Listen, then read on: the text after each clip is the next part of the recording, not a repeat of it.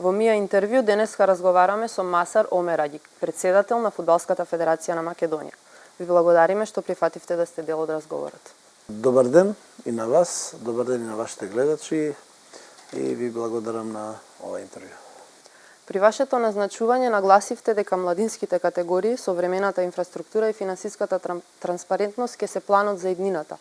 Како гледате после времето кое помина од како сте назначен на ова и колку од ветеното е реализирано?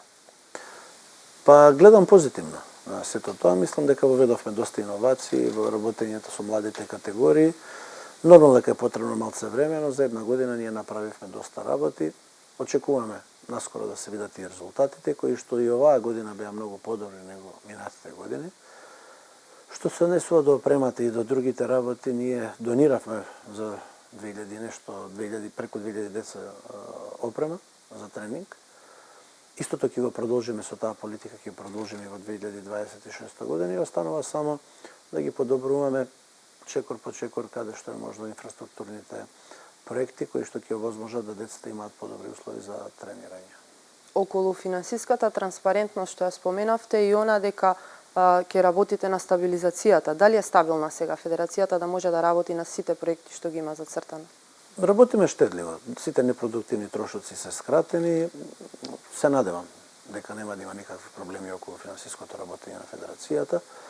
За инфраструктурните проекти тука сме врзани со пари кои што се наменски од ФИФА и од УЕФА. Тоа се програмите Хет-трик и Форвард.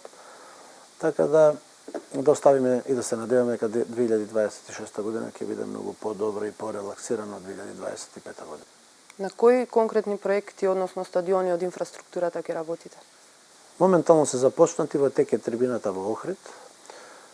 Сега брзо ќе започнеме со Тетово, каде што Фудбалската федерација околу преку 1 милион евра ќе учествува во тој стадион со седиштата и покривањето на трите трибини. Планираме следна фаза да биде Кавадарци, каде што ќе поставуваме осветлување во соработка со локалната самоуправа. Во Кратово планираме на стадионот на Силекс тревнатата површина со бусени да се постави. Во Кочани соблекувалните треба да исто така Фудбалската федерација разговаравме со локалната самоуправа да во одреден дел соблекувалните се адаптираат, реновираат и направат да бидат навистина адекватни за употреба. Во Штип го завршивме проектот со трибината, трибината е предадена во употреба. Во Доран се завршува, очекуваме некаде до февруари да биде завршен теренот со вештачка трева. Така да тоа се проекти кои што се или во тек или кои што планираме да ги започнеме. Сето тоа ќе тече со една динамика која што ќе ни дозволуваат финансиските средства. Мислам дека ова е една добра динамика, покрај тоа што веќе овде во нашиот тренинг центар комплетно завршивме со теренот број 1, каде што со дренажата и бусените се веќе поставени. Очекуваме сега да ги видиме резултатите, дека сето тоа ќе испадне баш како што ние очекуваме, за да веднашка преминеме на фазата број 2, каде што на главниот терен во нашиот тренинг камп исто така ќе ги извадиме старите бусени кои што се некаде преку 12 години, да ја доадаптираме дренажот и да поставиме нова бусенска тревната подлога. Дечијата лига се игра тука на терените, на двата терени што се со вештачка трева. Планираме да ја покриеме трибината, бидејќи веќе завршивме со комплетното уредување партерно кое што е околу терените, со скали, со сите пристапни патишта што се до терените. Исто така би сакале да ја зголемиме и трибината со капацитет тука на теренот број 1. Мислам дека тоа е една завидна динамика за првите 12 месеци, која ќе ги додадаме овие сите што планираме да ги почнеме во Кратово, во Кавадарци, во Кочани, покрај завршената во Штип и ова што моментално се работи во Дојран. Пред крајот на годината во Липкова се заврши теренот со вештачка трева. Фудбалската федерација, морам да кажам дека има едно завидно ниво на инвестирање во инфраструктурата. Верувам дека овие инвестиции навистина ќе донесат до подобар фудбал, но како конкретно ќе ја подобрите конкурентноста во домашните лиги, особено во делот публиката да се врати на трибините? Фудбалската федерација може да носи прописи кои што ќе значат порегуларно играње на првенството и пофер услови за сите. Едно тоа беше воведувањето на варот. И тука сум убеден дека одлични резултати тоа покажа, дека судењето во однос на претходните години е на највисоко ниво. Нормално дека има грешка, каде нема грешки, меѓутоа кај нас се на минимум. Што се однесува до другото, поттегот со кратење на лигата е полн погодок, имаме 10 прволигаши. Тоа треба да донесе до концентрација на квалитетот. Не се игра толку лош фудбал во нашето првенство, меѓутоа ние сме како народ малце пробирливи, ние сакаме да гледаме големи надпревари, тоа секогаш не може да биде. И тоа не е само наш проблем, тоа е проблем пошироко на Балканот, каде не се секаде полни стадионите, што е многу нормално. Кога луѓето гледаат на телевизија Премиер лига, Бундеслига и другите големи шпанското првенство, се нормално дека ние не сме на тоа ниво, но за мене квалитетот на нашето првенство е солиден. Нормално е дека може да биде подобар, а дека ние не играме толку слаб фудбал, туку напротив, дека играме квалитетен фудбал е доказ пласманот на Шкендија, какви све екипи, од какви држави се не поминаа во втората фаза на Конференцска лига, а Шкендија, која моментално е трета во нашето првенство, обично играше во Европа. Тоа докажува дека ние имаме клубови кои што играат солиден фудбал и мислам дека во моментот се одвои една четврка од клубови која што игра за мене многу допадлив и многу квалитетен фудбал. Сега, од кога ќе се скрати лигата, наредното првенство очекувам да биде уште поквалитетно. Освен кратење на лигата, најавивте и реорганизација на општинските сојузи. Како тоа ќе придонесе за подобрување на целата фудбалска структура? Нема да се менува ништо битно во тој дел. Едноставно нема да има потреба да општинските фудбалски сојузи прават фиктивни записници, инаку ќе си останат тие како местни фудбалски организации и нема да мора да организираат лиги од 6 клуба, кои што реално преку 50% се, да не кажам, фалсификат.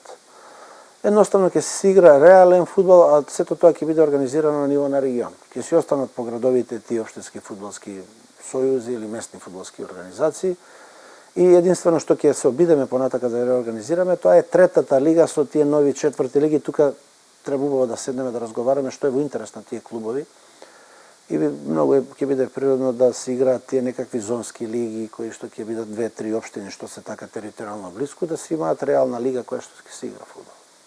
Ајде да позборуваме малку за нашата селекција. Знаеме дека идната година и предстои навистина значаен предизвик на дуелот со Данска. Како во меѓувреме ФФМ може да ја мотивира и да ја поддржи нашата национална селекција за да го реализираме сонот и што секој од нас, останатите граѓани, може да стори за да придонесе кон таа поддршка? Фудбалската федерација тоа го прави континуирано. Нашата репрезентација е амбасадор на државата.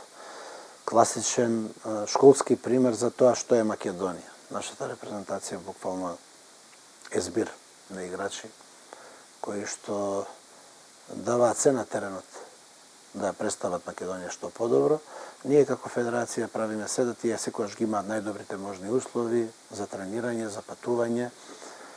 Разговараме со нив, пред ова интервју тука беше капитенот Енис Барди, кој што имавме заеднички состанок со селекторот Гоце Светловски. Разговаравме за подготовки за мечот со Данска, она што мене ме радува. Вчера беше и Столе Димитриевски. Тоа што мене ме радува е дека играчите се навистина едни сериозни, позитивни личности кои што даваат се од себе кога играат за националниот тим. Овие средби се нешто нормално, претходно не знам дали било така.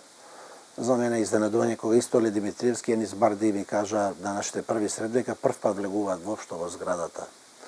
Што за мене е многу чудно, ова е зграда на сите луѓе кои што се од фудбалот, а посебно за репрезентативците секогаш може да дојдат кога ќе посакаат, да поразговараме, да видиме што е тоа што може да смениме. Оптимиста сум. Оставаме све што било лошо во 2025, имало и убави моменти. Фудбалот е таков. Сега сите се фокусираме на преварот со Данска и сите стоиме позади репрезентацијата. Она се што ние замоливме на претходно и сега јас да сите малце ги оставиме личните суети на страна, се фокусираме на репрезентацијата, да им даеме поддршка на момците, па ќе видиме што и како ќе се случи во Копенхаген и после Копенхаген. Да, ќе се обидеме и ние како медиуми да придонесеме кон сето тоа. Успех забележа и женските селекции до 17 и 19 години со обезбедената промоција во А-лигите. Кои се вашите очекувања од нив и кој е планот на ФФМ за афирмација и развој на фудбалот во женска категорија? Таму вие знаете дека ние поставивме нов селектор Александар Андов од Кочани, кој што за мене работи една одлична работа. Имавме 2-3 состанока со него, на последниот тој доби пас од мене дека може комплетно да ја води на сменена генерација во репрезентацијата. Пред се поради тоа што младите генерации, девојчињата 17 и 19 години, покажуваат завидно ниво на квалитет и труд и играат со љубов кога играат за репрезентацијата.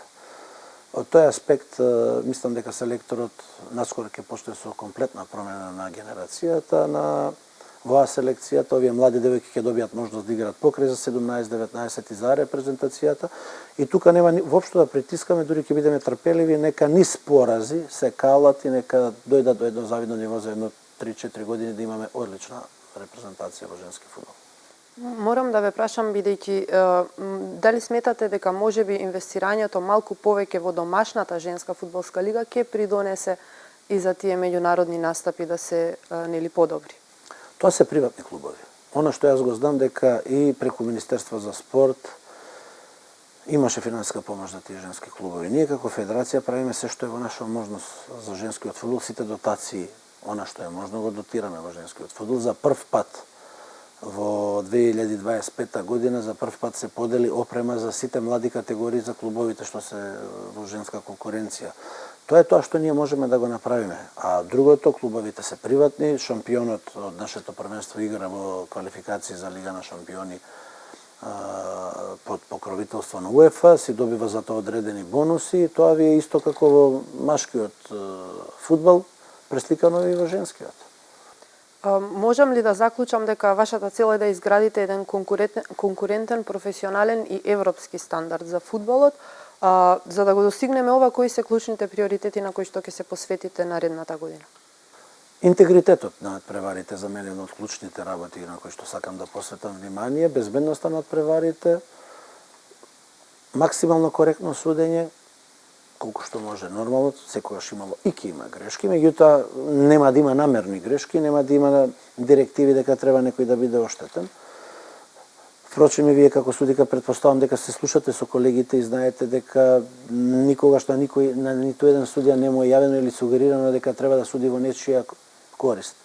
Напротив, ние разговараме со нив и секогаш им кажуваме да се обидат да дадат максимум од себе, да судењето биде 50-50, да нема фаворизирани. Тие грешки ги сметаме за составен дел, грешките ќе бидат санкционирани и ќе се бориме против насилството на трибините. Ние немаме некој насилство на трибините, мислам на тоа врејање и неадекватно навивање.